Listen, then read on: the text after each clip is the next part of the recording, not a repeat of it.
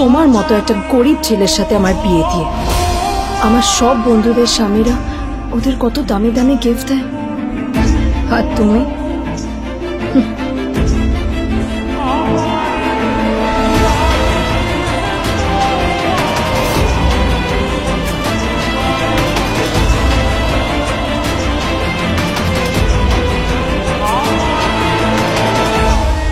আদ্রিতা তার বাবার কথায় নীলকে বিয়ে তো করেছিল, কিন্তু ও শর্ত দিয়েছিল যেন বাড়ির বাইরের কেউ না জানতে পারে যে নীল ওর স্বামী। নীল ওই বাড়িতে ঘর জামাইয়ের মতো থাকলেও ও যেন ওখানে একজন চাকর ছিল। সবাই ওকে অপমান করত।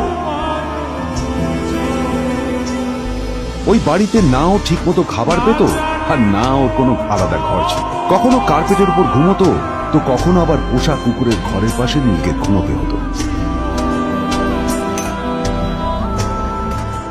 হাত খরচ মেটাতে ও এক জায়গায় ওয়েটারের কাজও করত। আদ্রিতা তার বন্ধুদের বলেছিল যে আদ্রিতা বিদেশে বিয়ে করেছে আর তার স্বামী লন্ডনের একজন খুব বড় বিজনেসম্যান। কিন্তু যখন আদ্রিতার বন্ধুরা ওকে ওদের স্বামীদের দেওয়া দামি দামি গিফটগুলো দেখাতো, তখন লজ্জায় ওর ভিতরটা পুড়ে ছাই হয়ে যেত।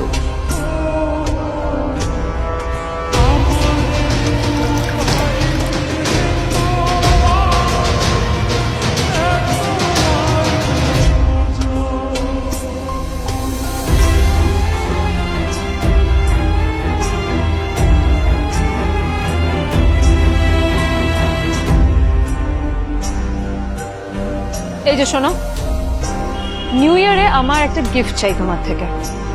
আর গিফটটা যেন দামি হয়, হ্যাঁ, মানে খুব দামি, কয়েক লাখ টাকা। ওকে? কয়েক লাখ টাকা? কিন্তু অদ্রিতা, এত টাকা আমি একসাথে কখনো দেখিনি। তোমাকে এত দামি গিফট আমি কি করে দেবো? এটা তো তোমার বিয়ে করার আগে ভাবা উচিত ছিল। একজন পুরুষ মানুষ হয়ে নিজের স্ত্রীর এইটুকু ইচ্ছা তুমি পূরণ করতে পারবে না? স্ত্রীর এই কথাগুলো নীলকে আহত করে। নিঃশব্দে ওখান থেকে চলে যায় নীল।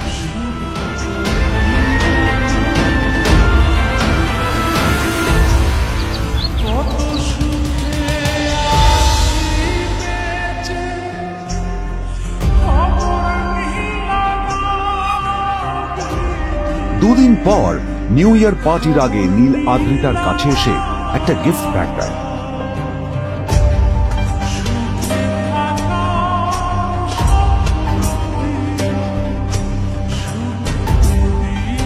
আদ্রিতা মুখ বেজার করে বাক্সটা খুলল, তবে তারপর বাক্সের ভেতরে গিফটটা দেখতেই ও চমকে গেল।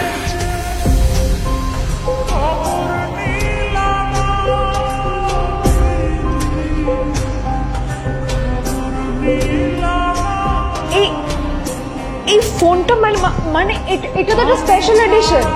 এটার দাম তো 3 কোটি টাকা। তুমি এটা পেলে কোথায়? আসলে এটা অরিজিনাল নয়। আমি ওই ফোনটারই একটা কপি এনেছি।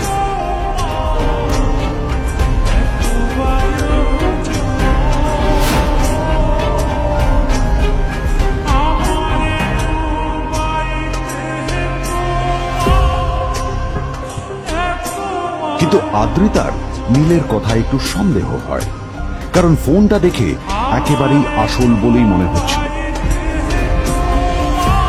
পরের দিনই আদ্রিতা ওই কোম্পানির শোরুমে গেল। এই ফোনটা একটু দেখুন না প্লিজ। ওয়াও, আচ্ছা ম্যাম, আপনি কি মিস্টার রয় চৌধুরীর বন্ধু? কে মিস্টার রয় চৌধুরী? ও, আপনি কি ওই রয় চৌধুরী গ্রুপ অফ ইন্ডাস্ট্রিজ এর মালিকের কথা বলছেন? হ্যাঁ। না না, আমি ওনাকে চিনি না। আমি কেন, আমার মনে হয় কেউই ওনাকে চেনে না। বড় বড় মানুষেরাই ওনা দেখা পান না। আমিও কোনোদিন ওনাকে দেখিনি। কিন্তু সাডেনলি আপনি এই প্রশ্নটা করলেন কেন? অ্যাকচুয়ালি ম্যাম, আপনার হাতের এই ফোনটা আসলে এটা ফোনের স্পেশাল এডিশন। এই কাটিং, এই ডিজাইন, এই লোগো, এটা জাল করা ইজ নেক্সট টু ইম্পসিবল। আর গোটা ভারতে বিক্রি হওয়া এই ফোনের সেকেন্ড পিস এটা, যেটা মিস্টার রয় চৌধুরী কিনেছিলেন। সেজন্যই জিজ্ঞেস করছি ম্যাম, আপনি এই ফোনটা কোথা থেকে পেলেন? তবে কি নীলই মিস্টার রয় চৌধুরী, নাকি নীল এই ফোনটা চুরি করেছে? বেকার নীলের কাছেই কোটি টাকার ফোন কোথা থেকে এলো? নীলের সত্যিটা তাহলে কি? আর ও যদি সত্যি বড়লোক হয়ে থাকে, তবে ও নিজের শ্বশুর বাড়িতে খরচামাই ওই বা থাকে কেন? আদ্রিতা এসব কথাই মনে মনে ভাবছিল। তবে আদ্রিতার বিশ্বাস ছিল যে কোনো না কোনো মতলব করেই নীল এই ফোনটা আদ্রিতার জন্য নিয়ে এসেছিল। কিছুদিন পর আদ্রিতা সেই ফোনটার কথা ভুলে গেল। নীল সকাল সকাল ঘুরতে বেরিয়েছে বাইরে।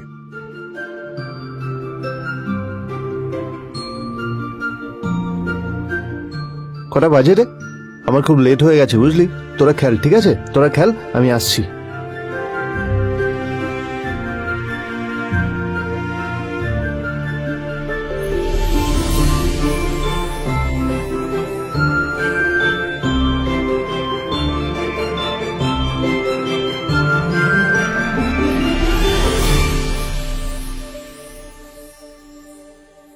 নীল, জল পড়ছে না কেন দেখো না। নীল, নীল, নীল, নীল কোথায় গেল? নীল,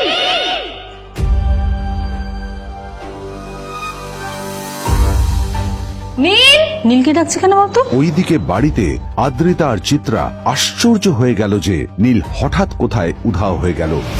মা তোমাকে কিছু বলে গেছে নীল? হ্যাঁ, কোথায় গেছে ও? না, আমি ওর কোনো খোঁজ খবর রাখি না। আমার একটা কথা মনে হচ্ছে, ওকে না এবার একটু শীতে করতে হবে। একটা কাজে যদি আসতো ছেলেটা, যখনই কোনো কাজের কথা বলি ভ্যানিশ হয়ে যায়। আমি ওকে বলেছিলাম R&B গোল্ডেন ডায়মন্ড থেকে আমার সেটটা নিয়ে আসতে, আনেনি।